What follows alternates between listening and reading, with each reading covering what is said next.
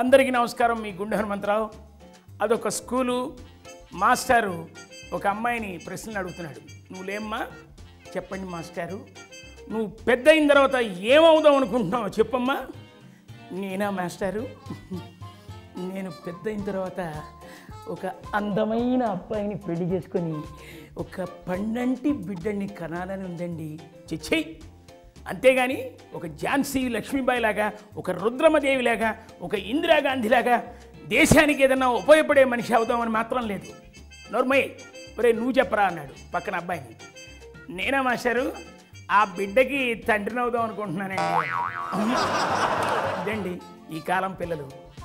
నవ్వండి, నవ్వించండి, నవ్వుకోండి. అందరికీ నమస్కారం. మీ గుండె హనుమంతరావు. ఓ స్కూల్లో ఒక అబ్బాయిని మాస్టర్ ఇలా అడుగుతున్నాడు, రే నీకు తెలిసిన సైంటిస్టుల గురించి చెప్పరా. సైంటిస్టులా అండి? ఎవరండి వాళ్ళు? సైంటిస్టులు అంటే కూడా తెలియదు అన్నమాట. సైంటిస్టులు అంటే ఇప్పుడు బల్బు కనిపెట్టిన ఎడిసన్, ఫోన్ కనిపెట్టిన గ్రాహం బెల్, అలాంటి వాళ్ళు. ఇద్దరు సైంటిస్టుల గురించి చెప్పాలి. ఓహో, నాకు తెలుసండి ఇద్దరు. ఎవరు? మా అమ్మ నాన్న అండి. మీ అమ్మ నాన్న సైంటిస్టులా? ఎలారా? మరి నన్ను కనిపెట్టారు కదండి. అదండి, వాడి పరిస్థితి ఎలా ఉంటుందో ఆలోచించుకోండి. నవ్వండి, నవ్వించండి, నవ్వుకోండి. అందరికీ నమస్కారం. మీ గుండె హనుమంతరావు. అదొక హాస్పిటలు. ఆ హాస్పిటల్లో ఉన్నటువంటి ఒక గొంతు పెద్దగా అరుస్తున్నాడు. ఇదిగో, ఇచ్చిన బాకీ తీర్చకపోతే పెట్టుడు పళ్ళు పీకి పారేస్తాను, జాగ్రత్త అని వార్నింగ్ ఇచ్చి వెళ్ళిపోయాడు. అక్కడున్న డాక్టర్ అన్నాడు, ఏంటండి అంత సీరియస్గా అలా అనిపోయాడు అని అంటే, ఏం లేదండి, ఆయన మా ఏరియా పంటి డాక్టరు, ఆయన నాకు అప్పు ఇచ్చాడు, నేను తీర్చట్లా, అందుకే ఈ పెట్టుడు పళ్ళు పీకేస్తానని చెప్తున్నాడు అన్నాడు.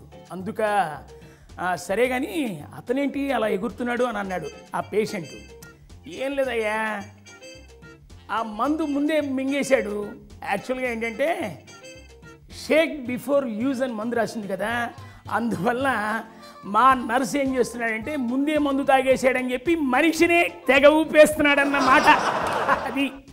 అదండి. నవ్వండి, నవ్వించండి, నవ్వుకోండి. అందరికీ నమస్కారం. మీ గుండె హనుమంతరావు. ఒక అతను పని కట్టుకొని క్యారేజ్ పట్టుకెళ్ళి హోటల్కి వెళ్ళి భోజనం తీసుకొని ఇంటికి వచ్చి ఆకేసుకొని శుభ్రంగా భోంచేస్తున్నాడు. పక్కింటి ఆయన ఇది వారం రోజులుగా గమనిస్తున్నాడు. వచ్చి అడిగాడు, ఏమిటయ్యా ఇంట్లో చక్కగా భోజనం చేయొచ్చు కదా, హోటల్ నుంచి క్యారియర్ తీసుకుని తింటున్నాం ఏంటి అన్నాడు. హోటల్ భోజనం అల్సర్ వస్తుంది, అందుకే ఇంట్లో భోజనం ఎలాంటి ప్రాబ్లమ్స్ ఉండవని ఇక్కడ తింటున్నా అన్నాడు. మొదట ఆయన అవాక్కయ్యాడు. సరే కానీ మిమ్మల్ని నమ్మి అప్పు ఇవ్వాలనుకుంటున్నాను, ఏ విధంగా ఇవ్వగలను చెప్పు అని అన్నాడు.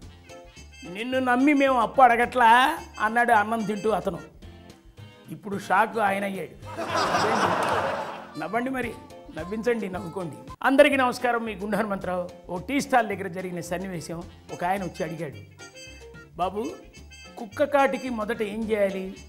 ఏముంది, కుక్క కాలి నుంచి కాటు వేయించుకోవాలి అన్నాడు. సరే పంజగుట్టకి వెళ్ళాలి, ఎంత టైం పడుతుంది నడిచి వెళ్తే అన్నాడు. గంట పడుతుందన్నాడు. గంటే? మరి అంతకంటే స్పీడ్గా వెళ్ళాలి, నాకు చాలా అర్జెంట్ పని ఉంది, 5 నిమిషాల్లో అక్కడ ఉండాలంటే ఏం చేయాలి? ఏదన్నా మార్గం ఉందా? ఉంది. ఏంటి? ఆ కుక్క మీద రాయేసి కొట్టు, 5 నిమిషాల్లో కాదు 1/2 నిమిషంలో అక్కడ ఉంటావు.